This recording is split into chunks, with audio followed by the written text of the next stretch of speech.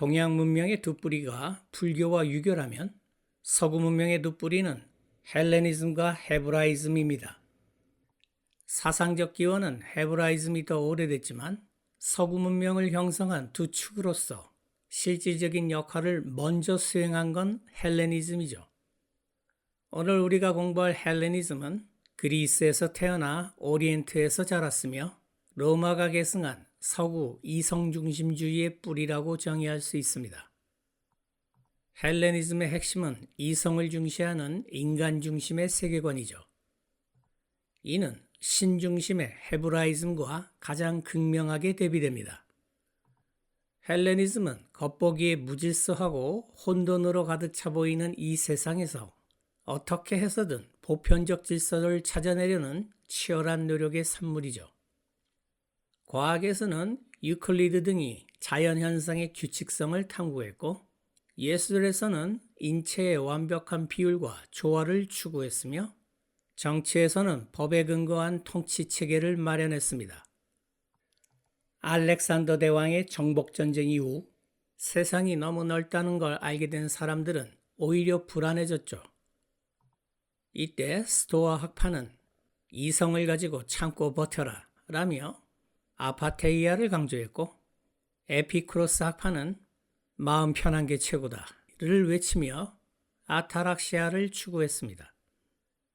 헬레니즘은 그리스 문화와 오리엔트 문화의 융합을 표방했으나 실제로는 그리스 중심의 문화 제국주의적 성격을 띠었으며 철저하게 상류층 위주의 문화였죠.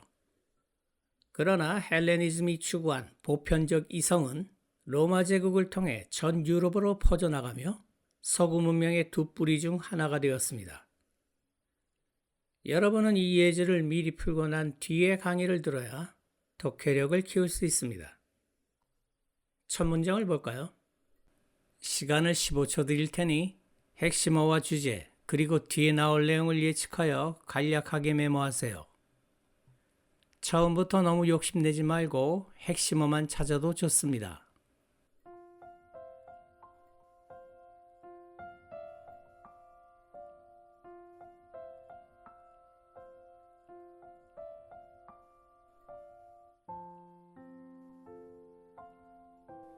이제 나와 맞춰봅시다. 그리스인들은 신들을 생각했지만 인간의 모습과 인간과 같은 속성을 가지고 있는 것으로 그들은 깨달았다. 신과 인간 사이에 엄청난 차이가 있음을. 여기서 if는 even if의 준말로 비록 뭐뭐일지라도라는 뜻입니다. 핵심어는 Greeks라고 해도 좋고 Gods라고 해도 좋습니다. 이처럼 두 개 중에서 어떤 걸 핵심어로 할까 고민될 때는 두 개 다 핵심어로 잡아도 됩니다. 주제는 그리스 신들과 인간의 공통점과 차이점 정도 될 것 같습니다. 뒤에 나올 내용은 그리스 신들과 인간의 공통점과 차이점을 자세히 설명하지 않을까요?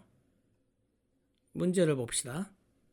문장 완성 문제의 단서는 주로 빈칸 바로 앞뒤에 있습니다. 단서가 빈칸 앞에 있을 확률이 90%, 뒤에 있을 확률은 10% 정도 되죠. 계속 읽어봅시다. 첫째로, 신들은 나이를 먹거나 죽음에 시달리지 않는다. 이것이 신과 인간의 첫 번째 차이점이죠. 그들은 살 수 있다. 인간들이 살고 싶은 만큼. 그들이 계속해서 쫓기지 않는다면 다음 날에 대한 걱정과 언제든지 그들이 A로 넘어갈 수 있다는 생각에 쫓기지 않는다면 맨 앞에 D는 신들을 대신한 것이고 뒤에 나오는 두 개의 D는 인간들을 대신한 대명사입니다. 빈칸 A의 단서는 바로 앞문장에 나온 death네요.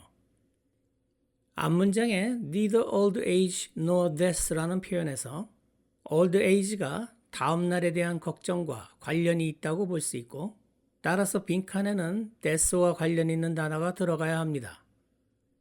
pass into nothingness는 무로 넘어가다, 즉 죽다라는 뜻이므로 보기 1번이 정답이죠. 여기서 정답을 결정하지 못했더라도 실망하지 말고 두 번째 기회를 노려봅시다.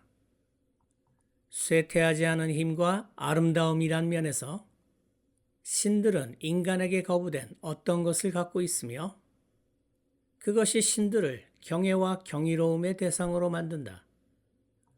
그리스 신들은 인간이 갖지 못한 힘과 아름다움을 갖고 있다는 말입니다. 이것이 신과 인간의 두 번째 차이점이네요. 신성함에 대한 그리스인의 감각은 근거했다. 신들이 선하다는 느낌이 아니라 그들의 쇠퇴하지 않는 삐와 실패하지 않는 힘에 대한 경건한 존경심에 근거했다. 빈칸 B의 단서는 바로 앞문장의 뷰티입니다. 앞문장에 쇠퇴하지 않는 힘과 아름다움을 반복한 것이죠.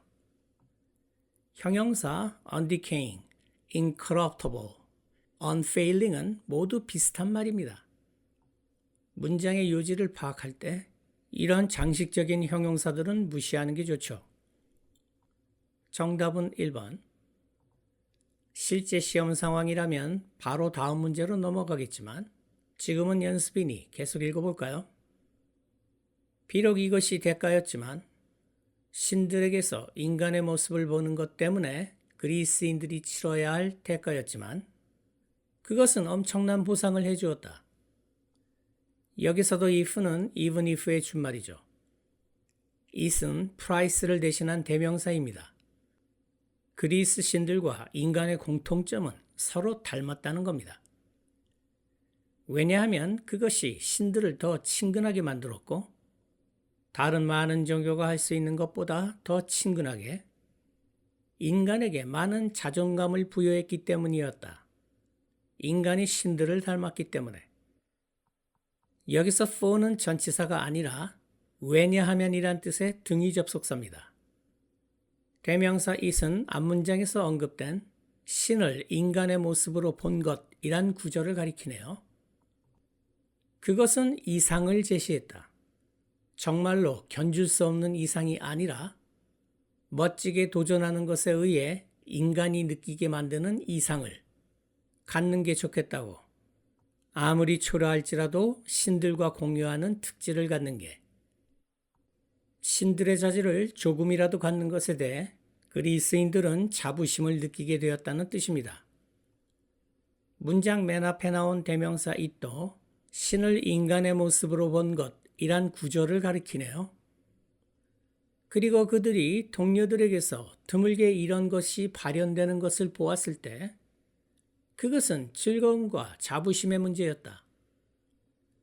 여기서 these는 신들과 공유하는 특질들을 가리킵니다. 이 지문을 전체적으로 봤을 때 그리스 신들이 인간의 모습과 속성을 가지고 있는 것이 인간과의 공통점.